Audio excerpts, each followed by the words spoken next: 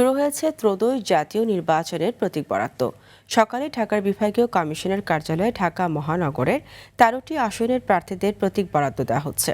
শুরুতেই বিভাগীয় কমিশনের ও রিটার্নিং কর্মকর্তার কাছ থেকে প্রতীক নেন ঢাকা ৪ আসনের বিএনপি, জামায়াত, ইসলামী আন্দোলন বাংলাদেশ সহ ৮ প্রার্থী। এই সময় বিএনপির প্রার্থীরা নির্বাচনে জয়ের ব্যাপারে আশাবাদ ব্যক্ত করেন। ঢাকা ৬ আসনে বিএনপি প্রার্থী ইঞ্জিনিয়ার ইশরাক হোসেনের পক্ষে তার প্রতিনিধি প্রতীক বুঝে নেন। প্রতীক নিয়ে জামায়াত ও অন্যান্য দলের প্রার্থীরা পেশি শক্তির প্রভাব ও অবৈধ অস্ত্র উদ্ধারে ইসিকে ভূমিকা রাখার তাগিদ দেন। ঢাকা ৪ থেকে ঢাকা ১৮ আসন মোট ১৩টি আসনের প্রতীক বরাদ্দ দেবেন ঢাকার রিটার্নিং কর্মকর্তা শরফ উদ্দিন আহমদ চৌধুরী। বিকেল ৩টা পর্যন্ত চলবে এই কার্যক্রম। আগামীকাল থেকে আনুষ্ঠানিক প্রচার শুরু করবে প্রার্থীরা। আমরা চেষ্টা করব আমাদের আচরণবিধি মেনে চলার জন্য, কারণ দীর্ঘদিন পর সমগ্র জাতি একটি অবাধ, সুষ্ঠু, নিরপেক্ষ নির্বাচন দেখতে পাবে, যেখানে তাদের ইচ্ছার প্রতিফলন ঘটবে। এবং পরিবেশ নিশ্চিত করার জন্য আমি নির্বাচন কমিশনার সহ সংশ্লিষ্ট কর্তৃপক্ষের দৃষ্টি আকর্ষণ করছি। প্রচারণা শুরু হতে যাচ্ছে, আমরা যথেষ্ট নিয়ম শৃঙ্খলা মেনে আমরা চেষ্টা করব এগিয়ে যেতে। নির্বাচন কমিশনের কর্মচারী কর্মকর্তা সকল মহল যাতে সঠিকভাবে দায়িত্ব পালন করে।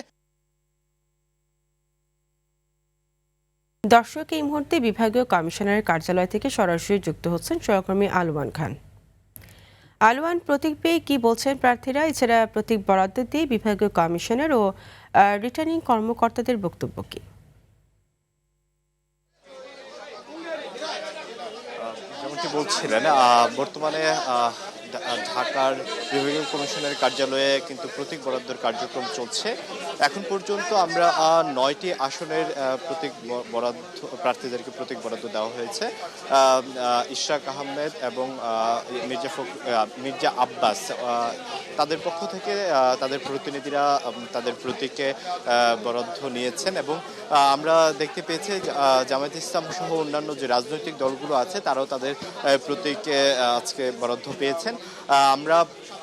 আমরা দেখেছি শাপলাকলি থেকে নাসির উদ্দিন পাটোয়ারি তিনি তার প্রতীক বরাদ্দ করেছেন এবং তিনি প্রতীক বরাদ্দ শেষে কিন্তু বলেছেন যে মিডিয়াকে নিয়ে কিন্তু উনি একটি প্রতিবাদী কথাই বলেছেন যে মিডিয়া আসলে তাদেরকে খুব বেশি প্রায়োরিটি দিচ্ছে না, এরকম একটি অভিযোগও করেছেন। আর জামায়াত এবং বিএনপির প্রার্থীরা যে বিষয়টি বলছে সেটি হচ্ছে বিশৃঙ্খলা, তারা কিছু কিছু জায়গায় বিশৃঙ্খলা দেখতে পাচ্ছে। প্রশাসন যেন খুব এই দিকগুলোই মনোযোগ দিলে হয়তো নির্বাচন যে প্রক্রিয়াতে সুষ্ঠুতা এখন পর্যন্ত তাদের কাছে আছে, কিন্তু এই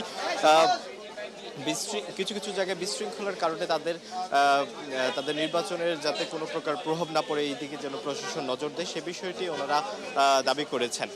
বিভাগীয় কার্যালয়ে সকাল ৯টা থেকে কিন্তু প্রতীক বরাদ্দ কার্যক্রম শুরু হয়, এখন পর্যন্ত চলছে।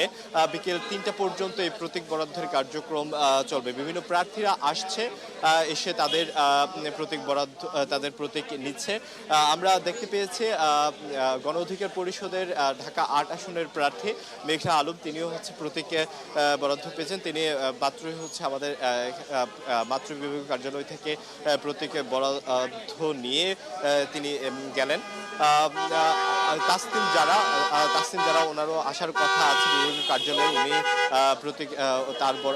তার প্রতীক এখান থেকে উনি বরাদ্দ পাবেন এরকমটা আমরা জেনেছি এবং তিনি হয়তো আসবেন, এসে হচ্ছে তার প্রতীক তিনি বরাদ্দ পাবেন। বাকি যে আসনগুলোতে এখন পর্যন্ত প্রতীক বরাদ্দ কার্যক্রম শেষ হয়নি, তারা এরই মধ্যে চলে আসছে এবং ভিতরে আছে। তারা প্রতীক বরাদ্দ পেলে তারা হয়তো আমাদেরকে কিছু তথ্য জানাবেন। এই ছিল সর্বশেষ। আলোয়ান, আপনাকে ধন্যবাদ।